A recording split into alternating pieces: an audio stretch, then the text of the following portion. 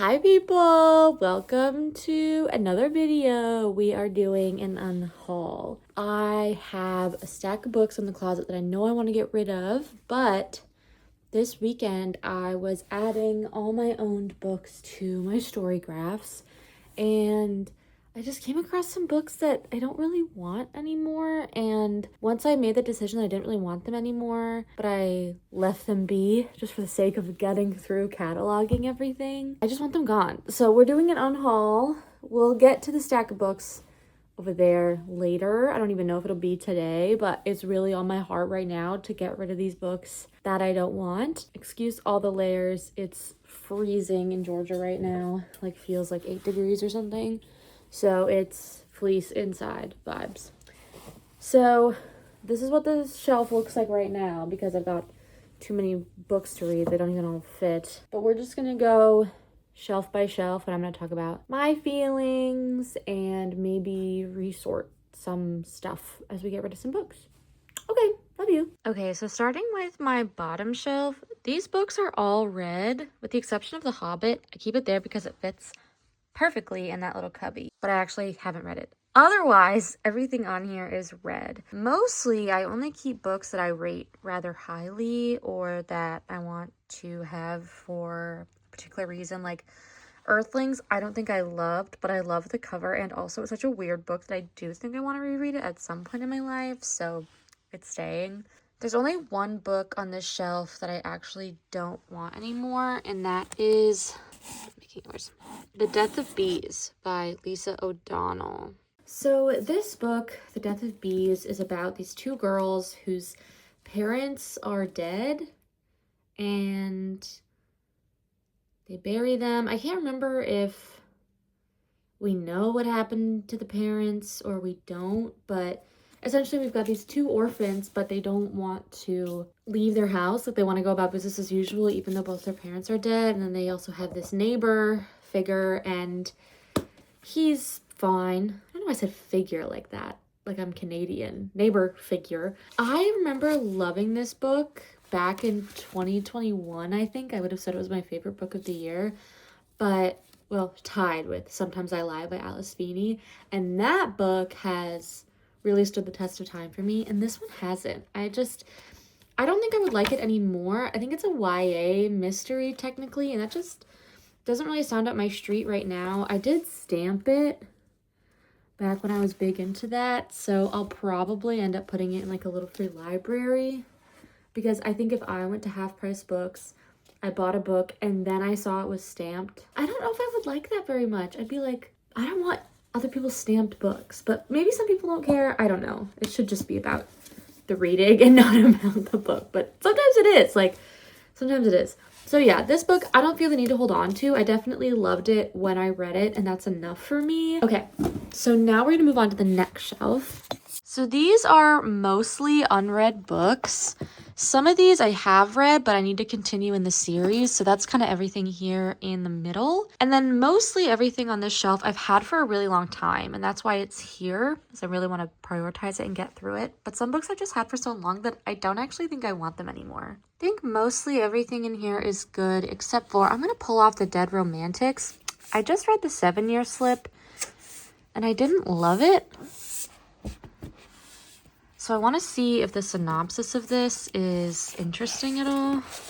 Let's see. Florence Day is the ghostwriter for one of the most prolific romance authors in the industry, and she has a problem. After a terrible breakup, she no longer believes in love. It's good as dead. When her new editor won't give her an extension on her book deadline, she prepares to kiss her career goodbye, but she gets a phone call. She must return home for the first time to bury her father. For 10 years, she's run from this town. Her father's gone. She hates it until she finds a ghost standing at the funeral parlor's front door, just as broad and infuriatingly handsome as ever. Oh, so she falls in love with the ghost. Honestly, I'm probably good without it. I've read Layla, so, we've done this before. I know that people love Ashley Poston. I think that it's hard for me to suspend my disbelief for most contemporary romances anyway. Then you add the magical realism element, and I don't think I need this, and I could easily get it from the library if I ever changed my mind. But I feel like for romance, I've figured out that it's more of an author thing for me rather than a premise thing. Like, most of the time, either I like the author or I don't. It's like Talia Hibbert, Ali Hazelwood. They're my girls, but I've also loved books from Beth O'Leary. I liked You Again by Kate Goldbeck. I don't know if she's written another book, but I really thought The 7-Year Slip was just okay.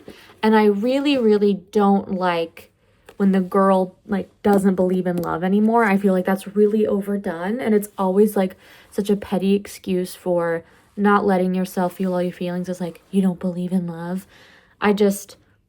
Maybe it's in romance you really want to, like, relate to the characters. It's always such a character-driven story, and I think maybe my fatal flaw in the times in which I was dating was that I believed so much in love that, you know, trying to make it work with just about anybody. So I just think that I wouldn't find it relatable, and also a ghost. I don't think I could do it. So I think I'm okay to get rid of that. Okay, so let's put this stack back up. See if I can do this one-handed. Boom. Okay. Moving through here, you guys, let me know what I should do about this. These are the books I have owned the longest. I have the box set, so I could put them back in the box and probably sell it at Half Price Books. I don't like anything I've read from Leigh Bardugo. Let me just take them out at this point. Like, so it's Six of Crows. Hold on. Let me actually get it right. Six of Crows and Crooked Kingdom. I don't actually think I want to read this. And that feels so freeing. It's a heist story, which I have not enjoyed. But I've heard if you do a heist story, this is the one. But I don't think I want to read it. And I can't tell you actually how freeing that is to say. I don't think I want to read it. I think I'd rather just let it go. They're in perfect condition. They've never been read. I got them for Christmas years ago, and I probably would have liked them then if I had read them, but I didn't. So yeah, there's probably someone in my life who would enjoy them more, and it's not me. It's just not me. I've read Shadow and Bone, the whole series, and I've read The Familiar. I started Ninth House. I wasn't into it. I just don't think she's the author for me, and maybe that's just fine. Like, maybe it's fine. A convict with a thirst for revenge, a sharpshooter who can't walk away from a wager, a runaway with a privileged past, a spy known as the Wraith, a heartrender using her magic to survive the slums, a thief with a gift for unlikely escapes. Yeah, no. I read Five Broken Blades. Hated it. I think heist story is too much like a quest story. It's not my favorite type of fantasy. And I bet these have good audiobooks if I ever decided that I wanted to read them. This one's hard just because I have had them for so long and they probably would feel satisfying to read them, but I don't actually think I would like them that much. And maybe I'm wrong. Maybe I'm wrong. But at least for right now, I don't think it's in the cards for me. And if it is, audiobooks exist for a reason. That was crazy. That was a little bit crazy. Okay, let's keep going. This is feeling good. So now that I've thoroughly destroyed everything going on here, let's move on to this stack. For the most part, everything's good. I wanted to reread Three Women, and I don't want to anymore, so I might pull this off. And, okay, I see one. Excuse me. I just bought these, like, 2 days ago, so these are all staying. Dragon Republic, Summer War, We Used to Live Here, and Pigeon. Look at how cute this is. It's not the point of this video, but okay. So, atmospheric disturbances, you have got to go. Got to go. So I read Everyone Knows Your Mother is a Witch by the same author, Rivka Galchen. I've also had this book for a long time. I bought this at the Salvation Army when I used to live in New Mexico. And I'm obsessed with the cover. I'm obsessed with the concept. A man comes home to his wife. He knows his wife is a clone. He's like, hold on, that's not her. You say you're her. I know it's not. So let's sort this out. This man is also a psychiatrist trying to treat a patient who has these really highfalutin hallucinations. He's trying this new method where he's playing into them and acting like they're real. See, What gets me about a book like this is like, it's got all sorts of interesting storytelling techniques, like a bullet pointed list, whatever the hell's going on here. There's a part where there's like a drawing of all these people.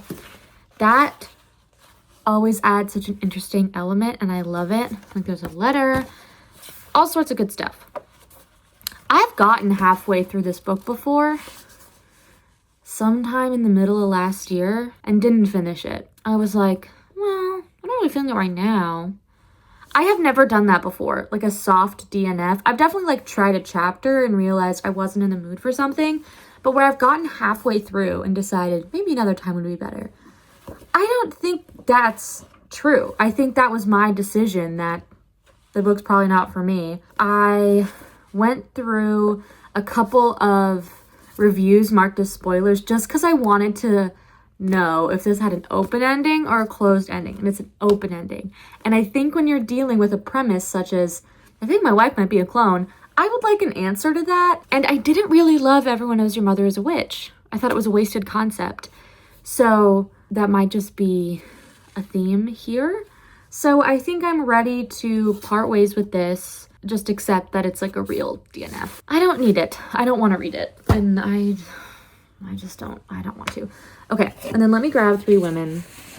So I'd initially thought I wanted to reread this book this year, and I'd put it on my 26 and 26 because I needed a book with a prologue. I love this book.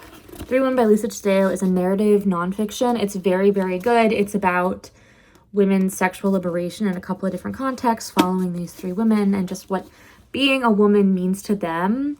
I thought it was beautiful. I thought it was glorious. I thought I wanted to reread it. I don't think I do right now because I've been rereading actually a lot, and I haven't been liking the books I've been rereading. So I reread Beautiful World, Where Are You?, Writers and Lovers, Nothing Serious by Justine Levy.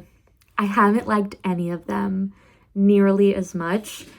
And this is a book that I'm not willing to risk that. I don't want to taint my original experience reading this book. I think it was my favorite book of 2022. I am not willing to corrupt that feeling right now. So I've found another book that has a prologue to fill that prompt. These also were all prompts. I've already switched this one. It was for a book under 300 pages. I've got plenty to choose from there. These, I think it was like the ending of a series and something with shadow in the title. And I was like, it's loosely related to Shadow and Bone. I've made it fit, and that should have been my sign, maybe. Okay, so moving up, these are all book club books for the year, so I won't be getting rid of any of those. This is a library book. I'm currently listening to the audiobook of this, and my mommy just sent me this. So now we're up to my special editions, and I think I'm ready to part with this copy of The Hurricane Wars. Oh my god. Oh, I'm making a mess. Okay. Everyone, let's be calm. Let's be calm. Okay, so this copy of The Hurricane Wars, she's a little banged up, and I have back here this nice paperback copy, which is the one that I actually read, and I also have a paperback of the sequel, which is Monsoon Rising. So I don't think I need this hardback. It's just kind of taking up space. So into the pile. Everything else I think is fine. Moving up again, Twilight Shrine. I actually do want to do some damage here. I will say I want to switch these out for just like the normal hardcover. This is the paperback, and then this is the combined with Life and Death. Life and Death is the gender bent Twilight, which I actually really enjoyed, but I don't like how it's taller. So I'd rather just swap these out when I find the editions cheaply at a thrift store, a little free library or something.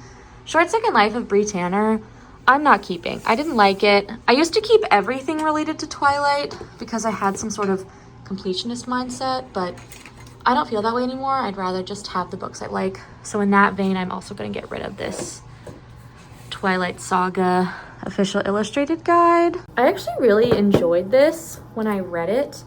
And you can see I tabbed some fun facts. I did learn a lot about the series. They've got like character studies, art ideas, information about the lore. I just don't think I need it anymore, and it served its purpose. Short Second Life of Bree Tanner is about a side character in Eclipse, and I don't really know why this book exists, so these two can go. Other than that, I do want to show you, I have these copies of Wuthering Heights and Pride and Prejudice in the Twilight editions. I just ordered today a copy of Romeo and Juliet, so that will be the complete set, which I'm so excited about, because these fit, like these are perfect for the Twilight collection, so I love them. So that I have the main books here and the accessory books here. So these are the graphic novels of the first book, Midnight Sun, which is the first book in Edward's POV, and then the director's notebook for the movie, which kind of serves the same purpose as the illustrated guide to me, but I think this is more fun because it actually is more about the movie and has plenty of lore and pictures and all that good stuff. So this I love. She can stay. Okay, so now we're over in my cart. This shelf, I've read them all. This shelf, I haven't. So we're obviously keeping all of my Locked Tomb books. They are perfect and beautiful and gorgeous. I'm indecisive about You Again.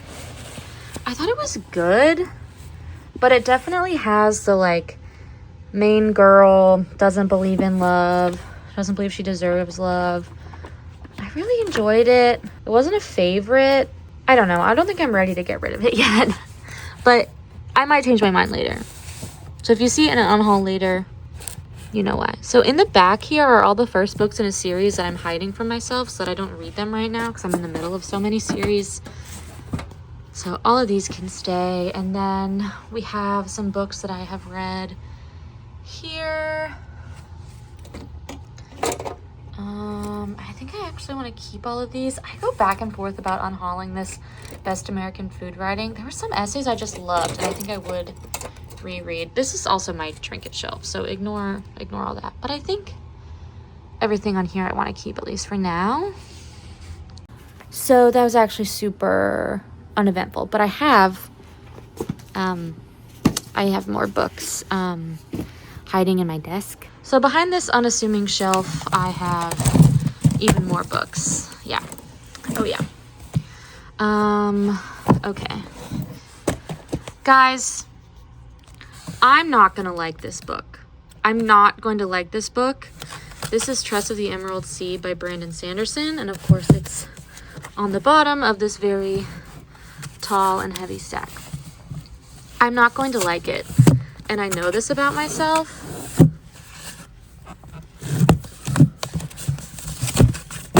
Oops. So this book is gorgeous. I think that that's probably part of the reason that I've been hanging on to it, is she's so beautiful, and I do love the end papers, like how cute. But this book is another one that I started and read maybe 50 pages of and decided it wasn't the right time, but I think it's just not the right book. I don't really like this kind of cheeky humor. I don't like The Princess Bride. I've tried to watch it a couple of times and I just really don't like it. So I think that it's gonna have to go, unfortunately. I think if I'm gonna read Brandon Sanderson, I want it to be his like epic fantasy and not his cozy fantasy. I'll probably start with Mistborn. If I start with this, I'm never gonna want to read another Brandon Sanderson, and I know that about myself. And my sister gave me this, so I didn't spend any money on it. There's some books in here that I'm not as excited about as I used to be. Like, for example, One for My Enemy and First Time Caller. But I still want to give them a try. I have really enjoyed Olive E. Blake in the past. Not everything that I've read from her. But, like, for example, The Atlas Six I really did not like. But Alone with You in the Ether I loved. So, we'll see how this goes. First Time Caller, I've just heard some negative reviews that I think have put me in an apprehensive place. But we'll try it. I think everything else down here is a-okay. Here's all my unhaul books in my closet that we'll get to. And I've just got a few extra books here, and I think she's got to go. So this is my old raggedy beat up copy of The Hunger Games, and I got this in a little free library preparing to read it for book club, and I just don't think I need this edition. I have Sunrise on the Reaping and Catching Fire in like better condition hardcovers, so if I decide that I want to get all of them, that's probably what I would want to get so they can match. They're easy enough to come by. So this is really in a state. So that can go. So that's everything in terms of what's on my main bookshelf. I have another bookshelf in the living room, but it has like childhood favorites and my Game of Thrones books, so I'm not getting rid of any of those. There's some that I have, like Junie B. Jones and Series of Unfortunate Events are the main series I have out there, and I would like them to all be paperback for Junie B and hardback for Series of Unfortunate Events. So I'm going to work on that, but I'm not going to unhaul them until I replace them. So this is everything that we were able to pull off from the shelf in addition to what I already have. So I think that's a good start. Maybe another day where I have some more time, I'll walk you through all the books I already decided to get rid of, which will be fun. So now I'm going to redo this shelf because she's in quite the state. Good Lord. All right. Hi, everybody. So it's been a couple of weeks since you saw me unhaul a good chunk of books. And since then, I've read even more. And I also already had a big stack in the closet to get rid of. So we have a lot to discuss today. As a quick recap, this is everything I already unhauled. Hunger Games. I put Six of Crows back in its little box. Bree Tanner, Atmospheric Disturbances, Twilight Guide, Dead Romantics, Death of Bees, Tress, and this copy of The Hurricane Wars. Don't get it twisted, I love this book. I just had 2 copies. So next I wanted to go over some books that I haven't read, but I had previously decided to unhaul before I went through the shelves with you. These books, I'm trying to prevent ahead of time reading books I'm not going to like. And am I the best at predicting which books I'm not going to like? No. But these I just feel I'm no longer interested in, or it's a trope that I've learned time and time again that I'm not really interested in. So maybe it would have worked better for me at some time in the past, but I think the time is just kind of come and gone. So there aren't that many. Obviously, I unhauled a couple I haven't read before, but the first is We Love You, Bunny by Mona Awad. The vibe of this book is that it's a prequel and a sequel, and there's a lot of explaining of what is previously unexplained in Bunny. And what I love about Bunny is there's kind of this ominous horror vibe that you're like, I don't know what's going on, and then that kind of piques the imagination. And I'm content with not knowing what all the intricacies of those interchanges are, and I think Bunny is better for it. So I don't think I will enjoy this, and in fact, I think it will sour my enjoyment of Bunny. So I'm just going to pass this along. I know there are people who love this book, as much as there are people who don't like it. So maybe someone who loved it will be excited to find an arc. I'm not in charge. Then I have Ninth House by Leigh Bardugo. Apologies to Leigh Bardugo. I'm kind of flaming her in this unhaul, but I've learned that there's not a lot of dark academia that I love. I will still try If We Were Villains. I've heard, like, if you're gonna do it, read that book. But this one, I think, just the secret society of it all, the demon hunter, and it's a series. I'm not into it. I've tried to read these, like, I read A Lesson in Vengeance, I read The Atlas Six, I read Legendborn. I just haven't liked any of these secret society, dark academia setting books. I'm trying to think if there's any that I've read that I have liked. Nothing's coming to mind. If I end up thinking of something, I'll put it up on the screen. But this just, I don't think is going to do it for me, and so it's just, I'd rather not put myself through something like that. And then lastly, I have Tangled Up in You by Christina Lauren. This is one of the Meant to Be novels, which I actually have read and enjoyed in the past. I read If the Shoe Fits and Kiss the Girl, and they're kind of these like princess retelling books, which I think is honestly really fun. Tangled has never been my favorite, and I've tried to read a Christina Lauren before, The Unhoneymooners, and I didn't like it. So I kind of just, I don't think this is my kind of romance anymore. I think it's a little like, I'm spending my experience reading the book trying to figure out the similarities to the source material, and while there's a level of nostalgia and comfort in that, it also can make the story really predictable. If I don't love the source material that much, I probably won't like the retelling. I think that the Mulan one could be really good. A Girl Worth Fighting For, I think. So maybe that one. Like, I have enjoyed these in the past. I'm just not a big enough Tangled fan, I think, to make this work. I actually only have one DNF, and that is Hers for the Weekend by Helena Greer. I think that this book had a lot of promise.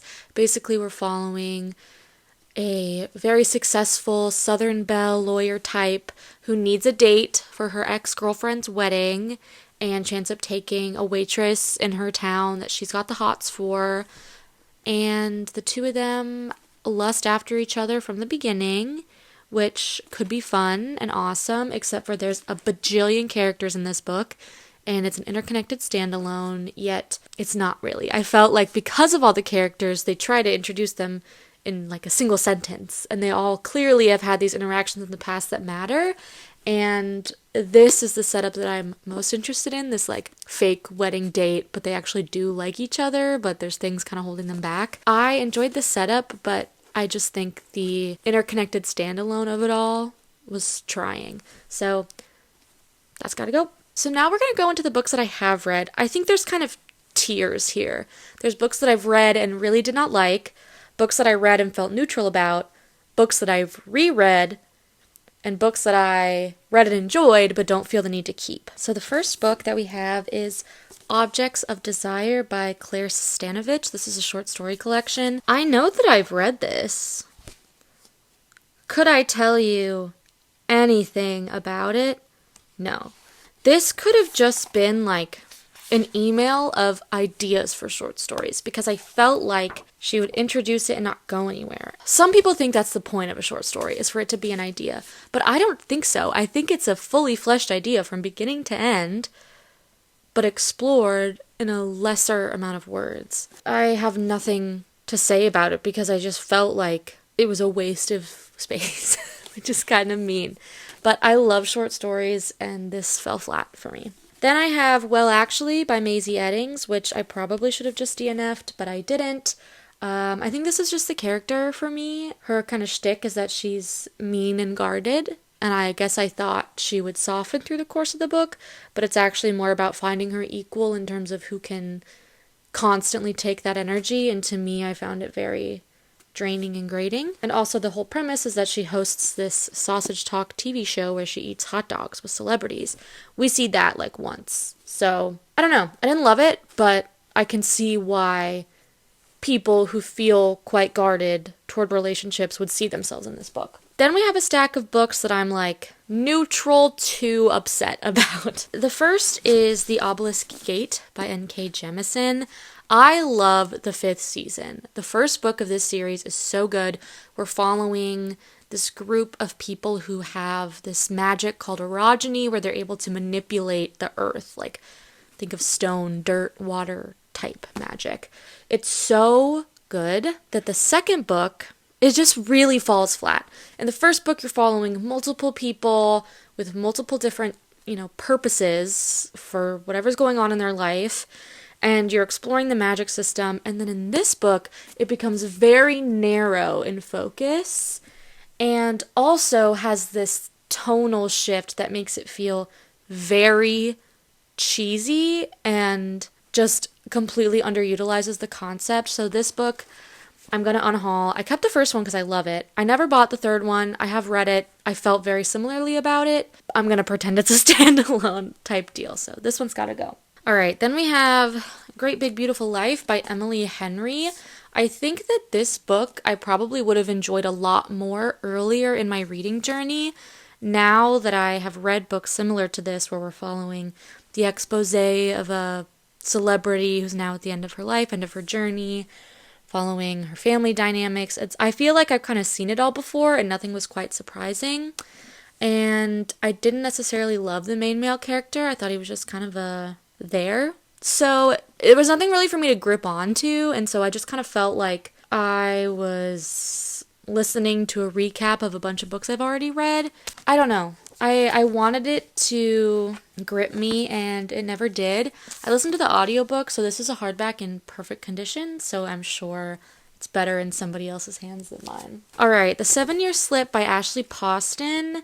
This book, I think, again, I wanted to love. Something that I struggle with in romance books is when the conflict doesn't really make me actually believe it's a conflict.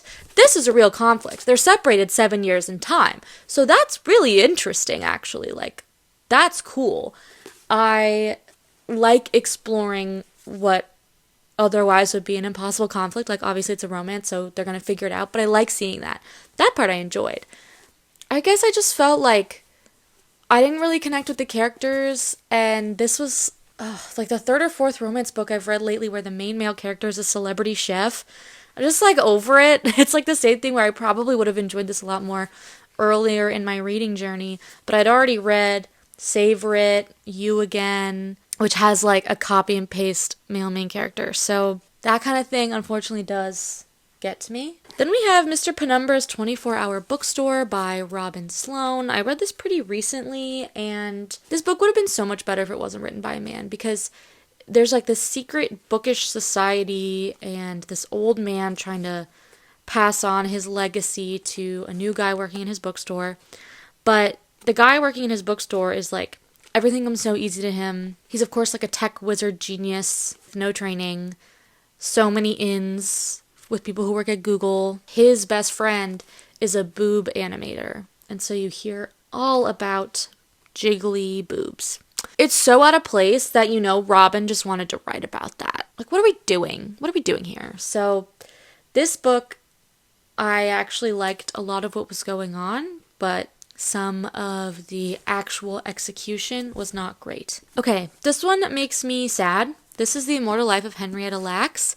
This is such an important story. It is about the woman whose cells became the basis for the majority of cell culture research that goes on in today's scientific experiment climate.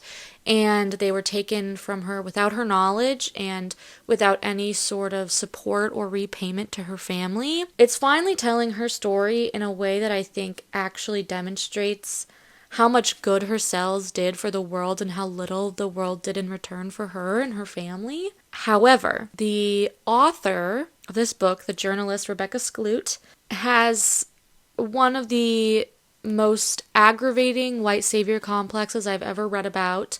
She reminds us time and time again how much effort, time, money, heart she put into this book. But Rebecca, it's not about you. I don't want to read about you when I'm reading about Henrietta Lacks.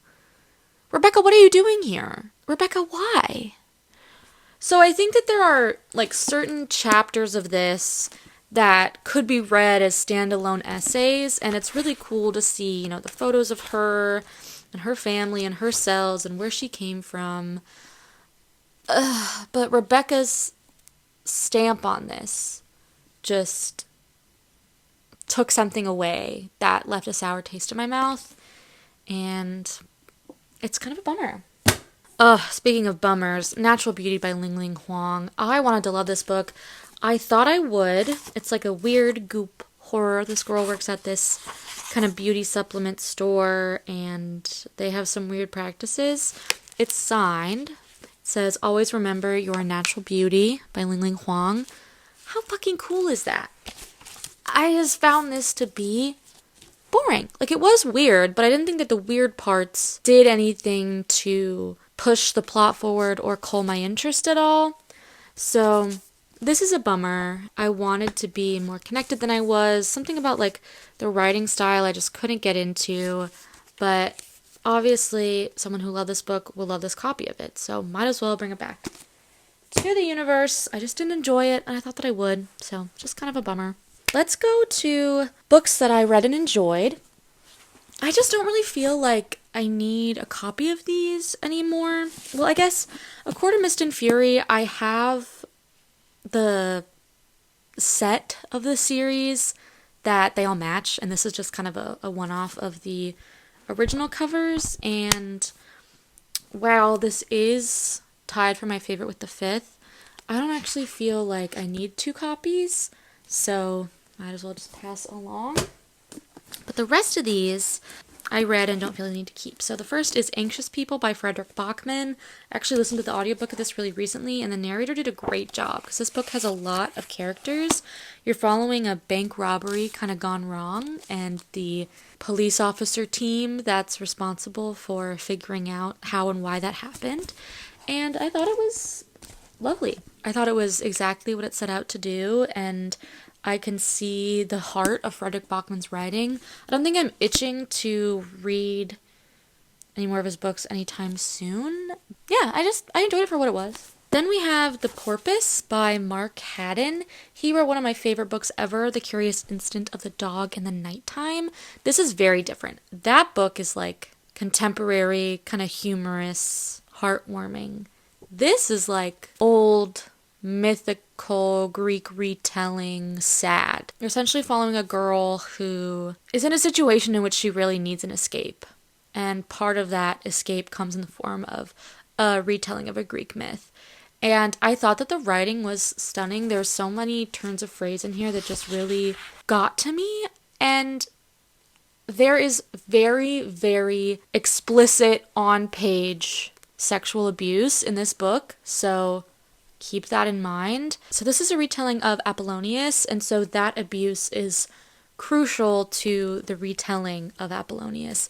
So it makes sense, but it is jarring. I thought that it wasn't handled with as much care as I would hope, but I also understand it's just, it's part of the myth. And the ending was very abrupt to me. So I think in my case, I'll stick with Curious Incident, reflecting my love for Mark Haddon on my shelf, but I still recommend this. I think it's very good. I don't need it. And honestly, same with Song of Achilles. I'm learning that I can respect Greek retelling for what it is, but it's not my favorite. I definitely liked this one more than Circe, and it was one of our early book club books, and I annotated the heck out of it. But I don't think I need it anymore. It hasn't stuck with me in the way that I thought that it would. Like, I definitely thought it was awesome and really wonderful. I enjoyed reading it, but it's not something that I think back on much. So that can go. And then I had 2 books in the unhaul pile, but I'm actually thinking I'm going to keep them. So The Factory by Hiroko Oyamada and Human Acts by Hong Kong. I really enjoyed both of these, and I thought, I don't know if I really need to keep them, but actually I think I do. And they're small, so it's not like shelf space is an argument against keeping them. I actually have thought about these books. I actually thought I already got rid of them, so I'm excited that I can keep them. And then the final 2 books that we have to talk about are books that I reread recently and don't enjoy as much anymore. And I think for very similar reasons. They're Nothing Serious by Justine Levy and Beautiful World, Where Are You by Sally Rooney. I gave Nothing Serious 5 stars when I first read it, and I think it's for a couple of reasons. I read this book when my dad was in the hospital, so I think any book probably would have gotten a high rating for me because it was not real life. And I didn't really remember anything about this book coming out of that time in my life because of how emotional it was.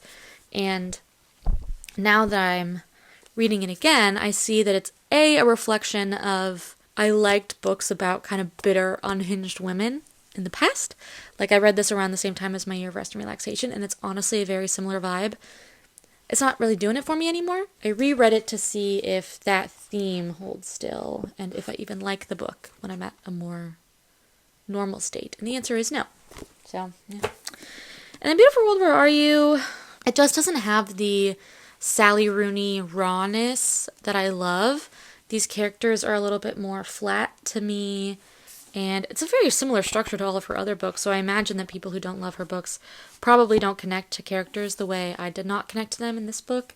I don't think it did anything wrong. I just think I didn't feel any sort of reflection that was relevant to where my heart and where my mind were at the time of reading this book. So I've got all her other books. I love them, but this one just doesn't hit the same. And my copy is not in the best shape. So I don't feel the need to keep it for a particular reason. In this case, like these will probably be Little Free Library books or books that I'll give to friends and family, get first dibs, obviously. And I'll take the rest to half-price books. But that's my unhaul. Let's see, how many books do we have here? 1, 2, 3. So that's 28 books, which is really exciting. It's definitely a good dent, especially with a move coming up. It's nice to have 28 books less to move. And a lot of them I've read, so it feels good to clear out, reflect on my taste, and we'll see. I'm excited about this. So thanks so much for watching. I hope this was entertaining. I love watching unhauls, so it was even more fun for me to film one. And I hope you have a beautiful day wherever you are, whatever you're doing. Love you. Bye!